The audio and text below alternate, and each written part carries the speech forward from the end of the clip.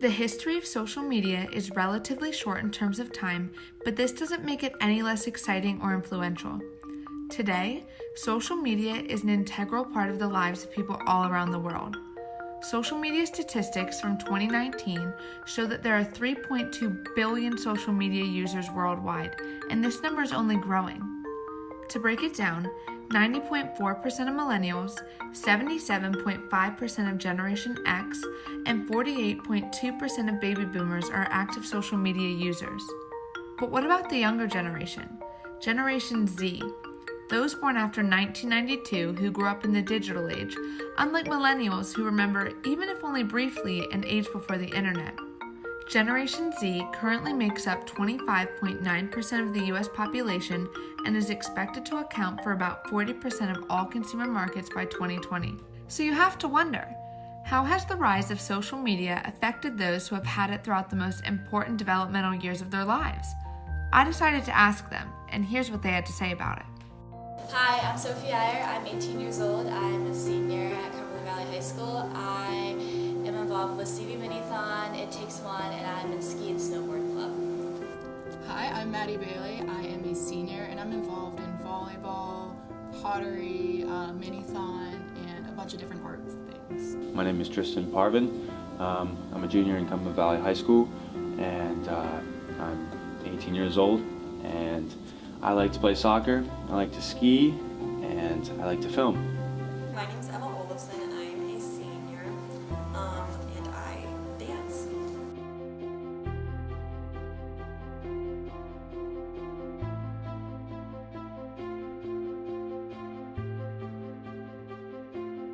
So on all my social media sites, I probably don't really know the majority of my followers. Like my Instagram it's not private, it's on public, so anybody could really follow me. The only time I really take action to remove a follower is if they do something to directly freak me out or scare me. And what would that be?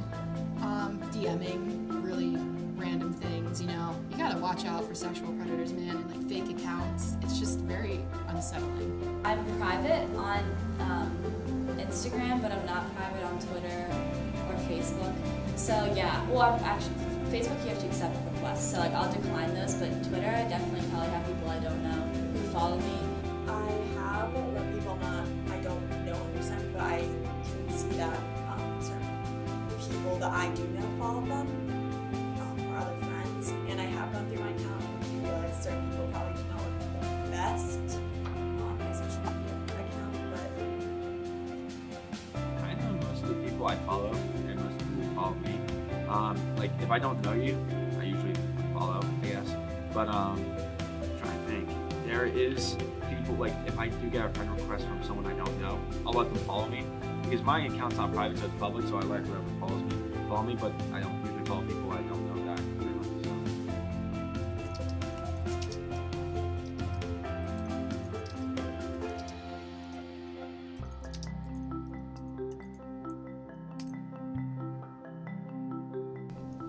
They're not set in stone, but typically you don't want to only be posting pictures of yourself. That's just something that it has a negative connotation in society. You also want to keep your profile clean and appropriate because there's that fear of this is what employers see, this is what your future, it can come back at you and ruin any chance you have.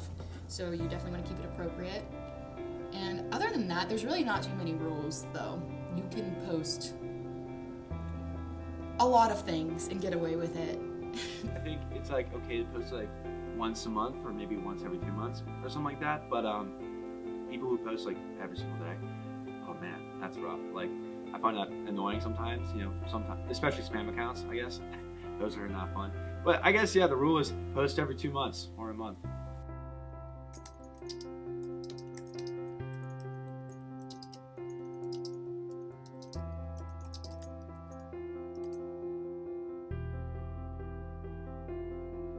Seeing other people's Instagram and always comparing yours to them, or even just like seeing their lives, and then you look at your life and you're just like, wow, it's boring, or I don't have this thing, and I feel like it's kind of made a lot of people want to just like assimilate to one type of person, like this one girl, and I don't like that. Like I like to be different, so it's one of the hardest things with social media.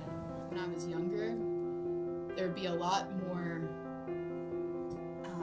of a taboo surrounding what you could and couldn't post.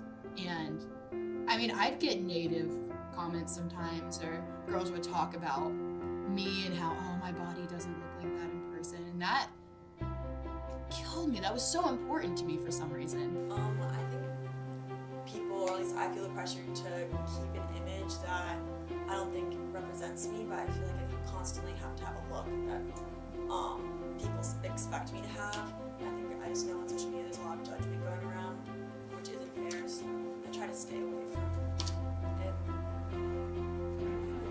After talking to some students, I decided to interview some educators to see what they had to say about the issue.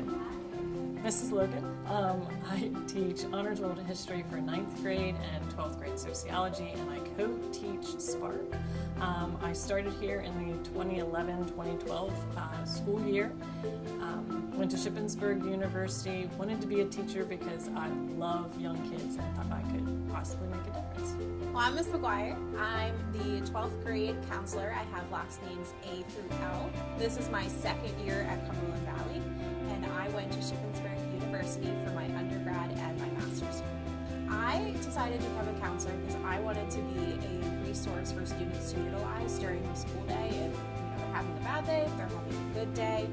School is a safe place for a lot of students, and for me in 6th grade, it was a safe place for me, and I had a lot of great teachers who reached out to me and helped me when I was going through a rough time, so I wanted to be that resource for other students.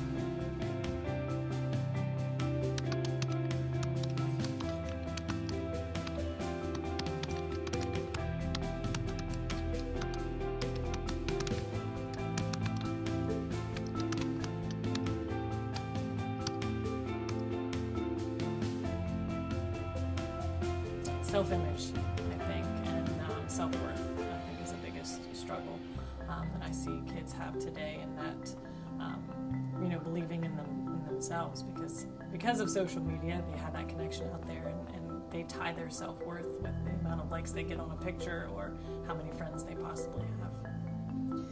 I think one of the biggest struggles they do face is how accessible they are to each other. So through social media, through having, cell phones now, they're accessible to each other 24 hours a day.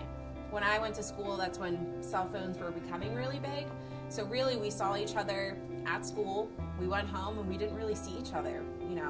We weren't, on the internet talking to each other, we weren't texting each other. We could call on the landlines, but we couldn't really text each other all through the night and that kind of thing. So now you get to, post things online, you get to, text, that kind of thing. So I think, that's when I think a lot of people are saying a lot of negative things all of the time.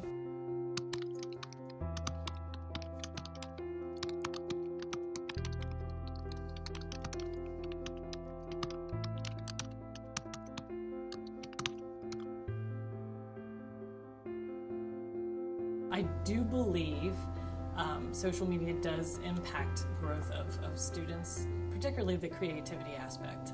When you are just consistently being inundated with information on a screen, how creative can you be?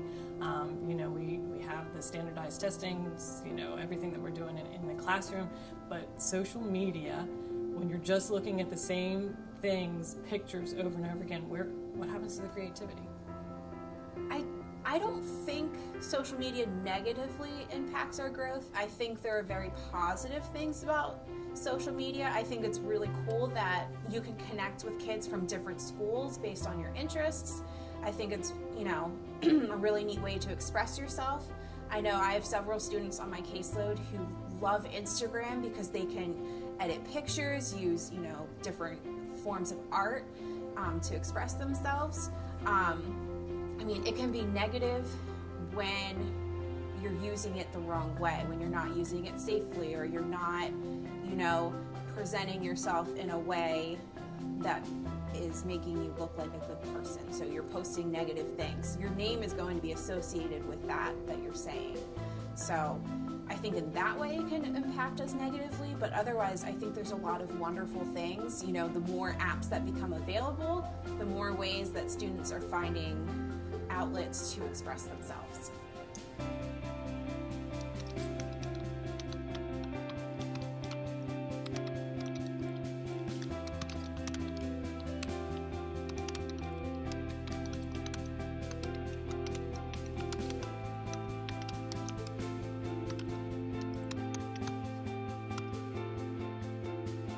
I absolutely do see students tying their self-worth with the amount of likes and what that can do. I've had kids in the past tell me, and this was a topic that I brought up in sociology before, is, in dealing with social media, you put that picture out there, if they didn't get a certain amount of likes within a certain period of time, they would take the picture down. So what is that saying? Your self-worth is based off of a picture and how many likes that are out there with people that you have no idea who they are. Yeah. I definitely see that as a thing, especially with Instagram and with Facebook, where it kind of thrives on that. I post all these pictures. Does anyone like them? Why don't people like my pictures? And then that's when you see some people posting more things. And I think when you post a nice selfie of yourself, you really hope people are liking it. And I think that's where people get into more trouble too, of friending a whole bunch of people they don't know, because they're hoping, oh, I'll get more likes, I'll like your picture if you like my picture, kind of thing. And that's when you see all these people having thousands of friends on Instagram, and it's like, how many of those people do you know? And I think that is definitely something that could be looking for that validation.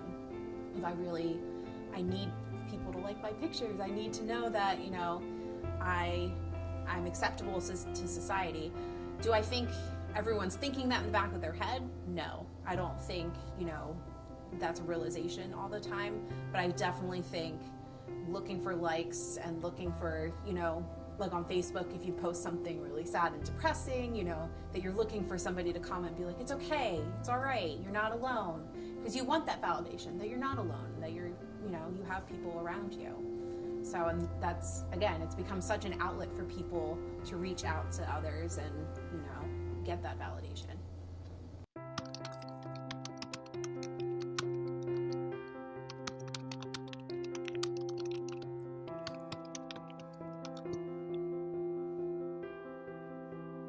As far as social media, bullying and gossiping, that has always been around, but I absolutely have heard many kids talking about the gossip aspect. Really, not much bullying has been brought to my attention, although, my first year here, there was a bullying incident that carried over from social media that came to the school, and there was a fight. But it's more the gossiping of, did you hear this? And I hear the whispers. I in class, not that anybody's coming to tell me anything, but yeah, I definitely hear more so now than in the past, for sure. I think it absolutely has increased, like bullying and stuff. Like I said, when I went to high school, we didn't have that. So essentially the issues that went on in the building were from 7:30 to 3 o'clock, and then you went home. And, people probably gossiped and stuff when you went home, but there wasn't that access to continue the conversation, in a public setting. Now it's like you get a hold of someone's number and you can text them and that kind of thing. All these people, the Finstagram thing started a couple years ago, and I was like, what is that? And it's essentially a place for people to crap on each other, and I think that's horrible. Where they're always private, where people can't go in and see, and that's where people really either post really emotional things, real raw things, or they're not saying very nice things about each other. And that's their private setting to do that. So I think it's definitely gotten a lot worse, and there's more and more apps out there to allow you to do it privately. Like you said with the Snapchat thing, where you can hide that you've taken a screenshot. You can usually screenshot someone's story and be like, oh my gosh, look what she wore today. Is she kidding? I just think it's terrible, that it does. It follows kids home, and it can go all through the night and the next day, and it's never ending now.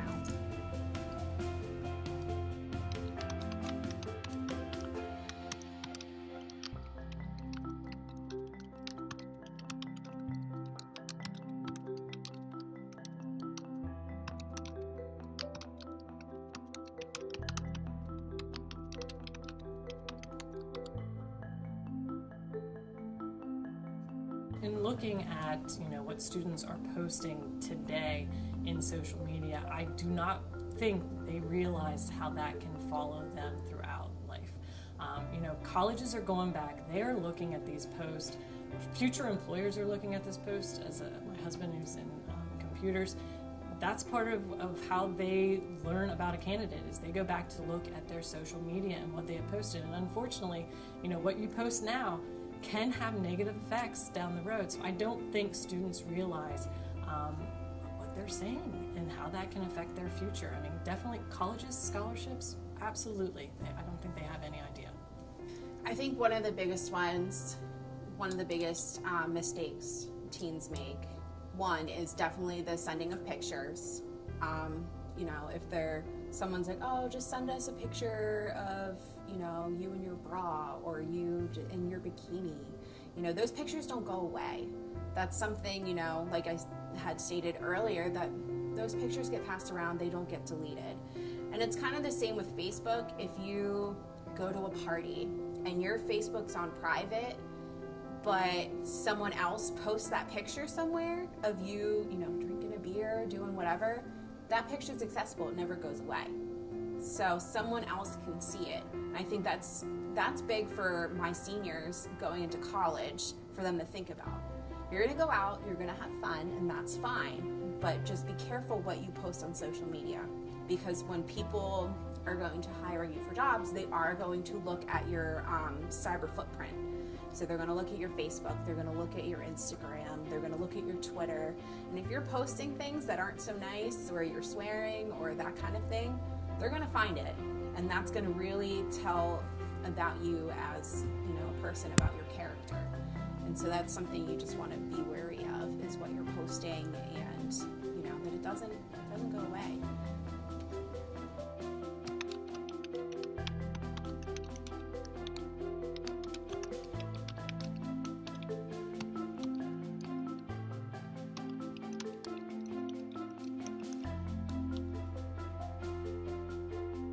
I think social media sites are like in between, because there's a lot of negatives with it, but there are positives. So I don't want to say it's all bad. I feel like the negatives are definitely like the way you view yourself, the way like people want to act like others. But the positives, definitely, I've seen a lot of people who have family overseas, and they get to see their family now because like online, because like they can't see them because they live in different countries. And it's also positive because I feel like it does, when I see those Instagram accounts with like fitness people, I feel a lot more motivated. So I guess that's one way it's benefited me positively. And also like I get to see my like sisters in college, and like I don't feel like I miss her because I always see her on social media. Like I can always see her. I think it's something in between, because I know for certain people, their main goal in life is they post things like on Twitter, for example. I follow someone account, their like goal is they post like a quote to make people happy. It's like happy quotes or something like that, just to cheer people up. Or I know on Instagram I also follow another account about like the oceans, to get people aware of what's going on. So I think there are positives and negatives to it. It just depends how you can use it and how mature you are to use it. I think that social media sites are good, bad, and everything in between. I think that they can have amazing effects and an amazing impact on the world by bringing exposure to things that need light, but I think at the same time it can be detrimental to mental health. So I guess my final stance, I think social media is just a part of who we are as a society. I think it's important, even though it has its own consequences. So as far as social media sites, I think whether they're good, they're bad, or possibly something else, because with everything that comes out technology-wise, there's always good that comes with it, but unfortunately there's always the bad as well. Social media is great to keep people connected who haven't seen each other in a long period of time, but the bad point is, the bad aspect of it is the fact that you're spending so much time on there and responding when you could be doing so many other things. So I would say it's definitely something else. And do you have any advice for students regarding social media? I think the one advice I would have for kids for social media is to look up. Look up. Get away from the phone. Look what's around. Experience life, because life isn't in the phone. Life is out there, so that would be my biggest advice. Social media is everywhere. It's powerful, it's unavoidable, and it's here to stay. So make sure you look up every once in a while, because there's a lot more to life than what's on your phone screen.